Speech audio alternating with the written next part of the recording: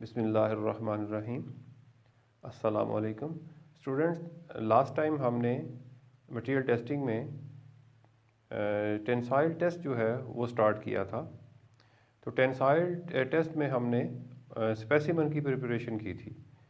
आज हम पढ़ेंगे कि टेंसाइल टेस्ट का प्रोसीजर क्या है। तो आइए स्टार्ट करते हैं।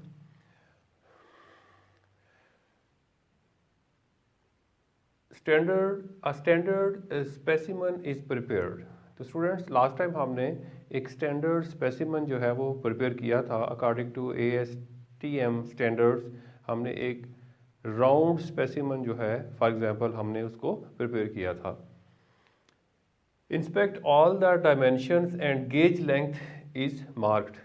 अब स्पेसिमन की जो जितनी भी डायमेंशंस हैं, ठीक है, उसको हम चेक करेंगे, उसको वेरीफाई करेंगे कि अकॉर्डिंग टू स्टैंडर्ड्स ये हैं या नहीं। और उसके ऊपर फिर हम गेज लेंथ जो है वो मार्क करेंगे। 50 मिलीमीटर गेज लेंथ होती है, उसको हम बिल्कुल सेंटर से 25 मिलीमीटर एक साइड पे, 25 मिलीमीटर दूसरी साइड पे, हम टोटल 50 मिलीमीटर गेज लेंथ जो है वो स्पेसिमन के ऊपर मार्क करेंगे। Find the original cross sectional area. अब जो है टेस्ट परफॉर्म करने से पहले हम क्या करेंगे कि original cross sectional area find करेंगे। अब ओरिजिनल क्रॉस सेक्शनल एरिया कैसे फाइंड करता है, उसके लिए हमारे पास फार्मूलाज हैं। अगर स्क्वायर या रेक्टेंगुलर स्पेसिमन है तो उसके एरिया का फार्मूला लेंथ इनटू विड्थ है, तो उसका क्रॉस सेक्शनल एरिया हम फाइंड कर सकेंगे। और अगर हमारे पास राउंड स्पेसिमन है तो उसका एरिया का फार्मूला जो है वो पाई डी स्क्वायर ओवर 4 है। तो डी जो है वो उसका रिड्यूस्ड सेक्शन का जो डायमीटर है वो होगा, वो था 12.5 मिलीमीटर। तो पाई डी स्क्वायर ओवर 4 जब हम ये वैल्यू फाइंड करेंगे तो वो एरिया होगा मिलीमीटर स्क्वायर में। तो ये ओरिजिनल क्रॉस सेक्शनल एरिया होगा। इसको हम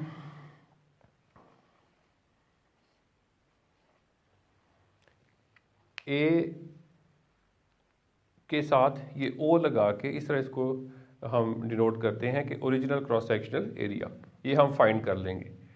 select the machine capacity according to the specimen. अब जैसे हमने पढ़ा था कि स्पेसिमन्स जो हैं उनका क्रॉस सेक्शन जो है वो कम भी हो सकता है और ज़्यादा भी हो सकता है, और स्टैंडर्ड के मुताबिक हम इसको हम बनाते हैं depending upon the availability of the material. ठीक है, तो उसके अकॉर्डिंग हम मशीन की कैपेसिटी, जैसे हमने शुरू में पढ़ा था जब टेंसाइल टेस्टिंग मशीन हमने स्टार्ट की थी, तो 30 kilo Newton, 50 kilo Newton, 100 kilo Newton, तो ये इसकी 1000 किलो न्यूटन तक इसकी कैपेसिटी होती है, इससे ज़्यादा भी हो सकती है। तो अकॉर्डिंग टू स्पेसिमन हमने वो उसकी कैपेसिटी जो है वो सिलेक्ट करनी है मशीन की। Move the lower cross head of machine according to specimen length.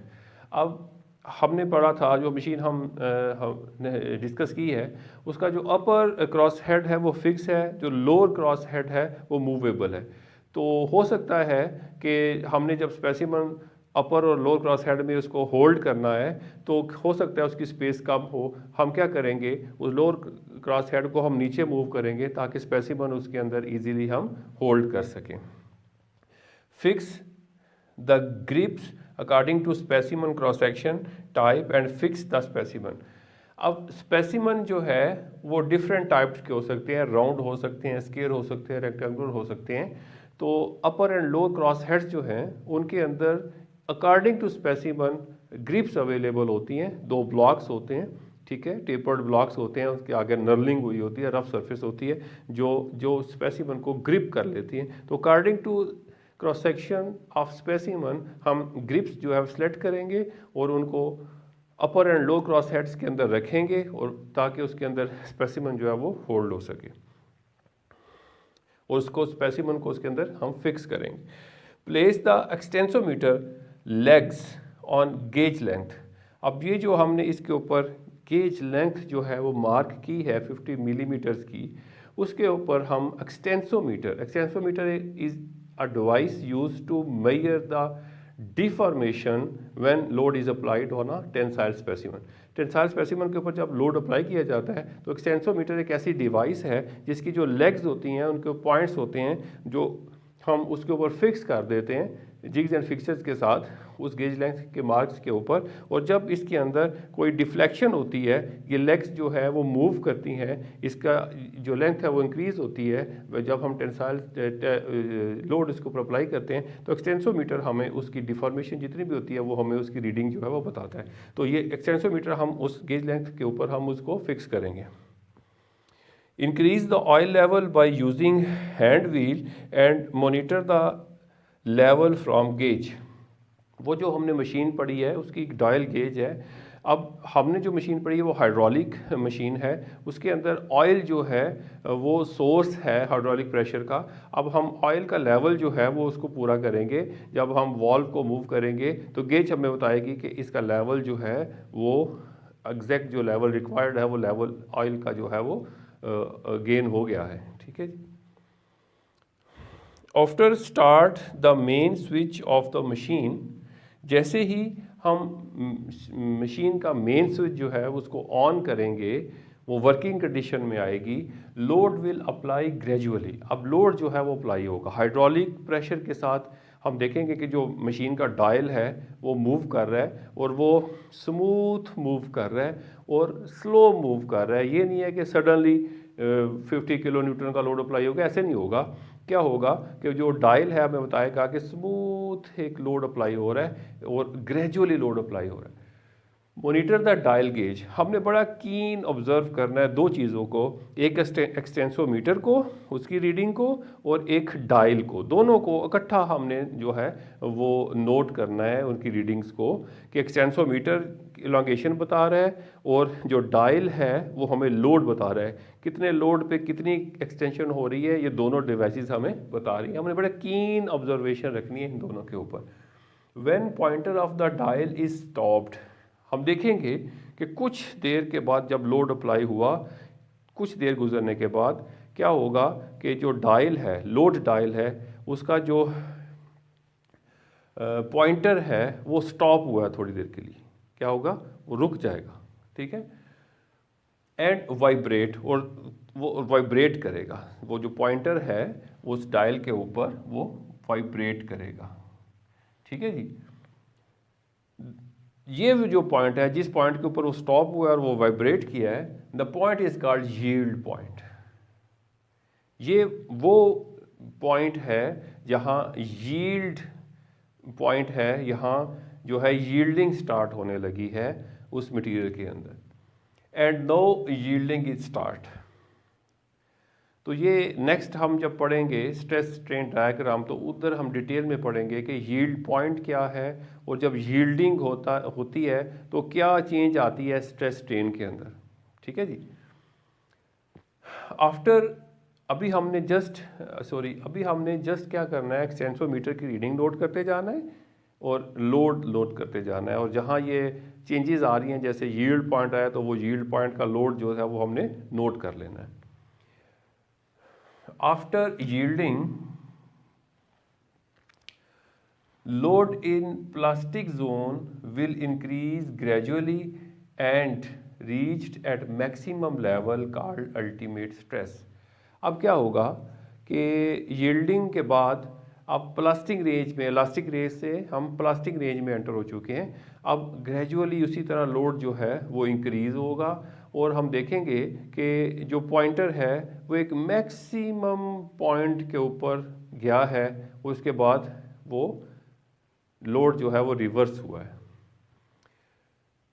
तो वो जो मैक्सिमम पॉइंट होगा उसको हम कहेंगे अल्टीमेट स्ट्रेस। मैक्सिमम स्ट्रेस जो उस मटेरियल के ऊपर अप्लाई हो सकती है वो वाला पॉइंट था जहाँ हम अल्टीमेट टेंसाइल स्ट्रेंथ फाइंड करते हैं उस पॉइंट के ऊपर। नो नेकिंग में ऑब्जर्व फ्रॉम द स्पेसिमन। अब हम देखेंगे जैसे ये मैक्सिमम पॉइंट आएगा सॉरी,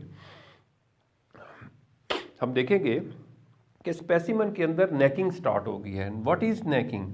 नेकिंग ये है, ये हमारे पास अगर स्पेसिमन था, इसके ऊपर हम टेंसाइल लोड अप्लाई कर रहे हैं, तो जब इसकी लेंथ जो है वो इंक्रीज होगी तो दरमियान में यहाँ